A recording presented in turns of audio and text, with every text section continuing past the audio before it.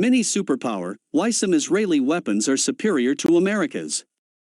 The IDF has often extensively modified American platforms to fit its unique mission. Israel has made some unique derivatives of American equipment. The Israel Defense Forces field a wide variety of American military equipment, due to significant amounts of American military aid to Israel. However, American equipment has not always been the best suited to the tough desert and urban conditions encountered by the IDF. As a result, American equipment in Israeli service is often extensively modified to fit the IDF's unique mission. Here are some unique derivatives of American equipment that the IDF fields.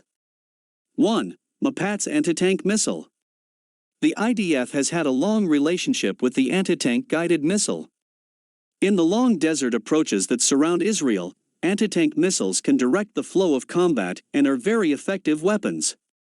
While the first ATGMs fielded by Israel were the French SS.10 and SS.11, it was replaced in the late 1970s by the American TOW, or of an IDF service, missile. 2. Israeli M16 and CAR-15 variants. While nominally most of the IDF has switched over to the TAVR, variants of the M16 continue to serve in the IDF. However, in the late 1980s and 1990s, these rifles were the frontline rifles of the IDF, replacing the heavier FN FAL and the Israeli Galil, although Galil carbines remained in service in the Armored Corps due to their shorter lengths with stocks folded. 3.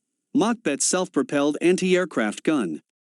While the M163 VADS was always considered to be kind of a stopgap solution for the short-range anti-air defense solution for the U.S. military, the VADS saw significant Israeli service in the 1982 Lebanon War.